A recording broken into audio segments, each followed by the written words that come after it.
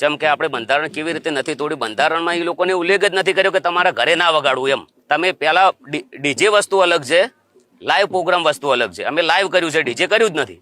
જુઓ, મેં ઠાકોર સમાજના અગ્રણીઓ સાથે વાત કરી છે, સોશિયલ મીડિયા પણ જોયું છે, ધારાસભ્યો સાથે પણ વાત કરી છે, સમાજના તમારા પ્રતિનિધિ અને રાજ્ય સરકારના મંત્રી સાથે પણ વાત કરી છે.